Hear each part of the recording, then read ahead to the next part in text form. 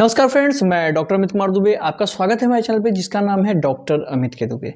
आज हम बात करेंगे ओरल सबम्यूकस फाइब्रोसिस के बारे में।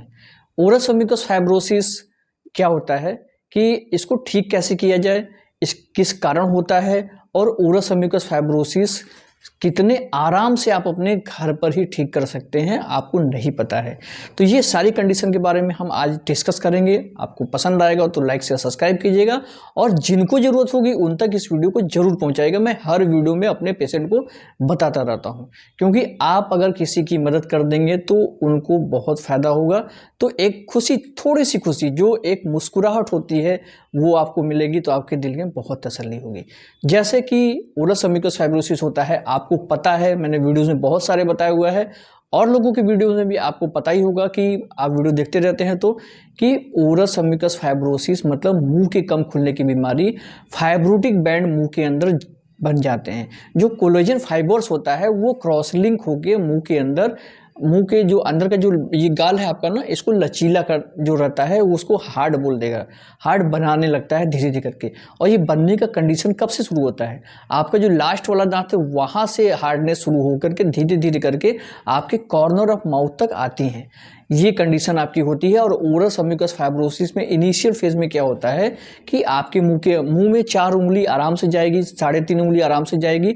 लेकिन आपकी अगर हैबिट है, मतलब हिस्ट्री, आपकी प्रीवियस हिस्ट्री में पान, तंबाकू, गुटखा, सुरती, सुपारी आप खा रहे हैं, तो आपको ये प्रॉब्लम हो सकती है। उसमें आप जो सुपारी होती है, सुपारी 90% ओरल सबम्यूकस फाइब्रोसिस सुपारी के खाने से ही होता है। और सुपारी अगर आप नहीं खाते हैं तो आपको ओएसएमएफ होने के चांसेस बहुत कम हो जाएंगे। लेकिन सुपारी के कारण ही क्यों होता है, तो सुपारी के कारण ओएसएमएफ इसलिए होता है कि इसमें एरिकोलिन नाम का सब्सटेंस होता है। उस सब्सटेंस के कारण आप में मुंह के अंदर ओएसएमएफ होता है, फाइब्रोटिक बैंड डेवलप होने लगते हैं, फाइब्रोटिक बैंड क्रॉस लिंक हो जाते हैं, जिससे कि आपको ये प्रॉब्लम होती है। और ये सबसे बड़ी प्रॉब्लम होती है। सबसे बड़ी बात ये है कि जो ओएसएमएफ होता है, ओएसएमएफ एक प्रॉपर अच्छे से डायग्नोज कराइएगा, अच्छे से डॉक्टर के पास जाकर डायग्नोज कराइएगा, तभी आपका ओएसएमएफ ठीक होगा। क्योंकि ऐसे मतलब नॉर्मली सुपरफिशियली डायग्नोज हो जाता है। उस डायग्नोज में क्या होता है कि ऑइंटमेंट दे दिया जाएगा, कभी कुछ ऊपर से लगाने वाली चीज़ें दे दी जाएंगी। और आपको मतलब देखिए, ओएसएमएफ क्या होता है कि आपके इनर लेयर की प्रॉब्लम है, आपके एपिथेलियल लेयर के नीचे की प्रॉब्लम है, एपिथेलियल लेयर में नहीं होता है। तो ऊपर से कोई चीज़ लगा करके उसको ठीक कैसे कर सकते हैं आप। इसलिए ओएसएमएफ को ठीक करने के लिए आपको बहुत ही ज़्यादा धैर्य रखना पड़ेगा। ओएसएमएफ एक क्रोनिक डिजीज़ होती है, और बहुत लंबे समय के बाद ये आपके मुंह में धीरे धीरे करके होना शुरू होती है। आपको पता भी नहीं चलेगा। जब आपका मुंह 2.5 फिंगर या 2 फिंगर रह जाता है, तब आपको पता चलता है कि आपका मुंह धीरे धीरे करके बंद हो रहा है।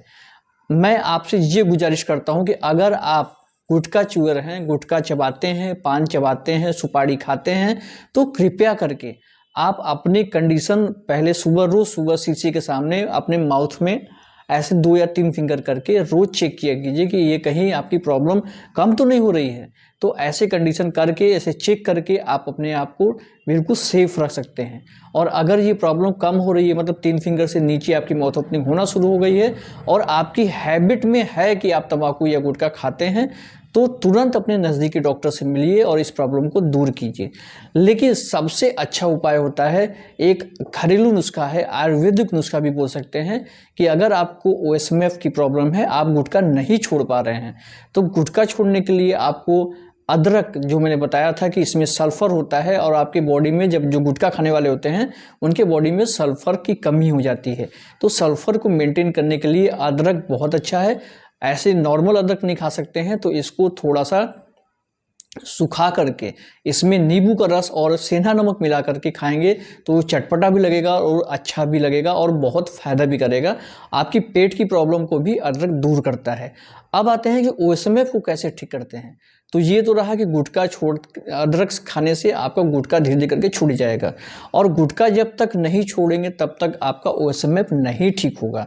इसलिए ओएसएमएफ को ठीक करने के लिए किसी भी प्रकार से, किसी भी तरीके से या तो बिना किसी दवा के या अपने मन से आप गुटखा छोड़ते हैं तो आप दोबारा उसको लेंगे नहीं। लेकिन अगर दवा के सपोर्ट से आप गुटखा छोड़ते हैं तो आपको जब तक दवा लेंगे तब तक गुटखा नहीं खाएंगे और साथ में दवा छोड़ने के बाद गुटखा फिर से शुरू कर देंगे। तो इसलिए मेरा ये मानना है कि अपने मन से अगर आप करते हैं तो वो आपको ज़्यादा फायदा करेगा। हाँ, तो अब आ रहे हैं कि अब OSMF को कैसे ठीक किया जाए।